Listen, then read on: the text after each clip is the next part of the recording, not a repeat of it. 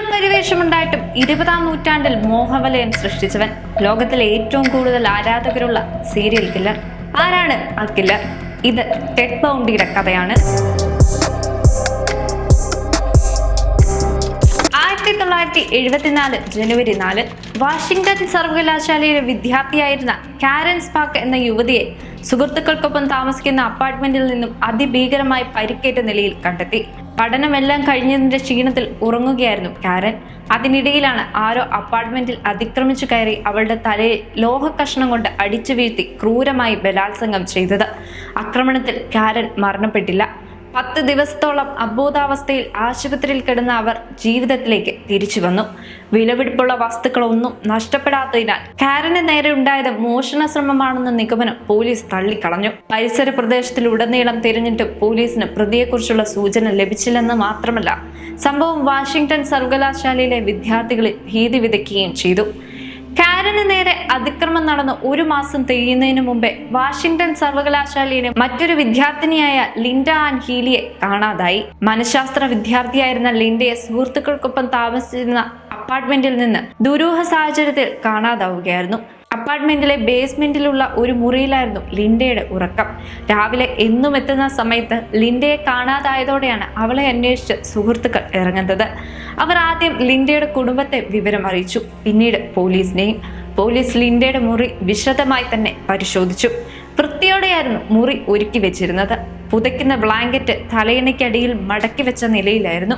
ജോലിക്ക് പോകുന്നതിന് മുമ്പ് മുറി വൃത്തിയാക്കുന്ന പതിവ് ലിൻഡയ്ക്ക് ഇല്ലാത്തതിനാൽ സുഹൃത്തുക്കളിൽ അത് സംശയം ജനിപ്പിച്ചു.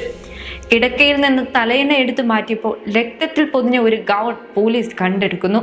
കൂടാതെ കിടക്കവിരിയിൽ രക്തക്കറകളും. കൂടുതൽ പരിശോധനയിൽ ലിൻഡയുടെ മുറിയിൽ നിന്ന് പുറത്തേക്കുള്ള വാതിൽ തുറന്നു കിടക്കുന്നതും അവരുടെ ശ്രദ്ധയിൽപ്പെട്ടു. ലിൻഡയുടേത് വെറും തിരോധാനമല്ല, കൊലപാതകം തന്നെയാണെന്ന നിഗമനത്തിൽ പോലീസ് എത്തി. എവർഗ്രീൻ സ്റ്റേറ്റ് കോളേജിലെ സംഗീത പരിപാടിയിൽ പങ്കെടുക്കാൻ വീട്ടിൽ നിന്നിറങ്ങിയ ഡോണ മാസർ എന്ന 19-കാരിയെയും തൊട്ടടുത്ത മാസം കാണാതായി.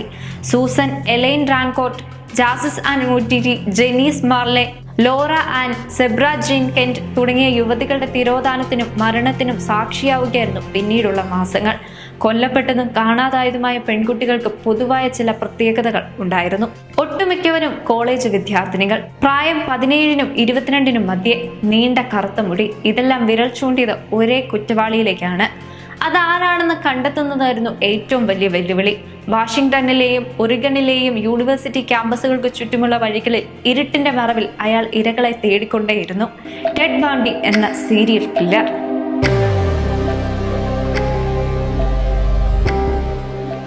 ഇവിടുന്നാണ് ടെഡ് ബണ്ടിയുടെ കൊലപാതക പരമ്പര തുടങ്ങുന്നത്. ഫോക്സ്വാഗൺ ബീറ്റിൽ കാറാണ് ബണ്ടി തന്റെ കുറ്റകൃത്യങ്ങൾക്കായി ഉപയോഗിച്ചിരുന്നത്. അക്രമത്തെ അതിജീവിച്ച പല സ്ത്രീകളും അതേക്കുറിച്ച് വെളിപ്പെടുത്തിയിട്ടുമുണ്ട്. എന്നാൽ അക്കാലത്ത് ഫോക്സ്വാഗൺ ബീറ്റിൽ അപൂർവമല്ലാത്തതിനാൽ അന്വേഷണം എവിടെയും എത്തിയില്ല.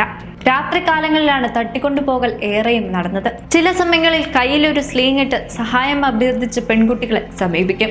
ഇയാളെ വിശ്വസിച്ച് അവർ കാറിനടുത്തേക്ക് എത്തുമ്പോൾ ബലം പ്രയോഗിച്ച് കാറിലേക്ക് തള്ളിയിടും. ഓരോ കൊലപാതകങ്ങൾ കഴിയുന്തോറും കൊലപാതകയുടെ ആത്മവിശ്വാസം വർദ്ധിച്ചുകൊണ്ടേയിരുന്നു. അതോടെ കൊലപാതകങ്ങൾ തമ്മിലുള്ള ഇടവേളയും കുറയാൻ ആരംഭിച്ചു. 17 വയസ്സിന് താഴെയുള്ള പെൺകുട്ടികളെ പതിയെ അയാൾ ലക്ഷ്യമിടാൻ തുടങ്ങി. പൊതുവെ രാത്രികാലങ്ങൾ വേട്ടയ്ക്കായി തിരഞ്ഞെടുത്തിരുന്ന അയാൾ പകൽ സമയങ്ങളിലും റോന്തു ചുറ്റി ഇരകളെ തിരഞ്ഞു. പോലീസായി വേഷം മാറി പെൺകുട്ടികളെ സമീപിച്ച് കുറ്റകൃത്യം തുടർന്നു. 1974 യൂട്ടായിലെ സർവകലാശാലയിൽ നിയമം പഠിക്കുന്നതിനായി ബണ്ടി പ്രവേശനം നേടി. പഠനത്തിൽ ശ്രദ്ധ കേന്ദ്രീകരിക്കാൻ ബണ്ടിക്ക് സാധിച്ചില്ല. കൂടാതെ പെൺകുട്ടികളെ കണ്ടെത്തി വേട്ടയാടാനുള്ള ത്വര വർദ്ധിച്ചുകൊണ്ടേയിരുന്നു. നാൻസി വിൽക്കോസ് എന്ന യുവതിയായിരുന്നു യൂട്ടായിലെ ബണ്ടിയുടെ അടുത്ത ഇര. 16 വയസ്സ് മാത്രമേ നാൻസിക്ക് പ്രായമുണ്ടായിരുന്നുള്ളൂ. സ്കൂളിൽ നിന്ന് അടുത്തുള്ള കടയിലേക്ക് എന്തോ വാങ്ങാനായി പുറത്തിറങ്ങിയതായിരുന്നു നാൻസി. പിന്നീട് അവളെ ആരും കണ്ടിട്ടില്ല. യൂട്ടായിൽ എത്തിയതിനു ശേഷം 5 പെൺകുട്ടികളാണ് ബണ്ടി തട്ടിക്കൊണ്ടുപോയത്. അതിൽ 4 പേർ കൊല്ലപ്പെട്ടു. കരോൾ ഡറാഞ്ച് എന്ന 18-കാരി എങ്ങനെയൊക്കെയോ ബണ്ടിയുടെ ആക്രമണത്തിൽ നിന്ന് രക്ഷപ്പെട്ടു. യൂട്ടായിൽ നിന്ന് ബണ്ടി തന്റെ പ്രവർത്തനം കൊളറാഡോയിലേക്ക് മാറ്റി. കാരിൻ എലീൻ ക്യാമ്പൽ ആയിരുന്നു കൊളറാഡോയിലെ ആദ്യത്തെ ഇര. 23-കാരിയായ കാരിൻ താമസിച്ചിരുന്ന ഹോട്ടലിന്റെ സമീപ പ്രദേശത്ത് നിന്ന് കാണാതാവുകയായിരുന്നു. 36 ദിവസത്തിന് ശേഷം ഹോട്ടലിന് സമീപത്തെ ഓടയിൽ നിന്ന് അവരുടെ നഗ്നമായ മൃതദേഹം കണ്ടെടുത്തു. തലക്കേറ്റ ക്ഷതമായിരുന്നു മരണകാരണം. Julie Cunningham, Denise Lynn, Lynette Dawn, Susan Curtis എന്നിങ്ങനെ 4 പെൺകുട്ടികളെ കൂടി തുടർന്ന് കാണാതായി. അതിൽ ലിനറ്റ് ഡോണിന് 12 വയസ്സായിരുന്നു പ്രായം. ആക്രമണത്തെ അതിജീവിച്ചവരും സംശയാസ്പദമായ സാഹചര്യത്തിൽ വണ്ടി ചുറ്റിത്തിരിഞ്ഞ് നടക്കുന്നതിന് സാക്ഷിയായവരും പൊതുവായ ചില കാര്യങ്ങൾ പോലീസിനെ അറിയിച്ചു. അങ്ങനെയാണ് ഫോക്സ് വാഗൺ കാറിൽ യാത്ര ചെയ്യുന്ന ഏകദേശം 6 അടിയോളം പൊക്കമുള്ള സുമുഖനായ യുവാവാണ് അക്രമകാരിയെന്ന് പോലീസ് സംശയിക്കുന്നത്. അയാളുടെ കയ്യിൽ സ്ലിംഗ് ഉണ്ടായിരുന്നുവെന്ന് അവരിൽ ചിലർ സാക്ഷ്യപ്പെടുത്തി. വാഷിംഗ്ടണിലെയും യൂട്ടായിലെയും കൊളറാഡോയിലെയും പോലീസ് ഉദ്യോഗസ്ഥരുടെ ഉറക്കം നഷ്ടപ്പെട്ടു. കോളേജ് വിദ്യാർത്ഥിനികൾ പരിഭ്രാന്തരായി, പുറത്തിറങ്ങാൻ ഭയപ്പെട്ടു. എത്രയും പെട്ടെന്ന് അയാളെ പിടികൂടിയില്ലെങ്കിൽ കൂടുതൽ മരണങ്ങൾ ഉണ്ടാകുമെന്ന് അധികൃതർ ഉറപ്പിച്ചു. ലൈംഗിക അതിക്രമത്തിന് ജയിലിലായവരെയും പരോളിൽ ഇറങ്ങിയവരെയും എല്ലാം ചോദ്യം ചെയ്യലിന് വിധേയരാക്കി. പക്ഷേ കൊലപാതകയെക്കുറിച്ചുള്ള കൂടുതൽ വിവരങ്ങളൊന്നും ലഭിച്ചില്ല.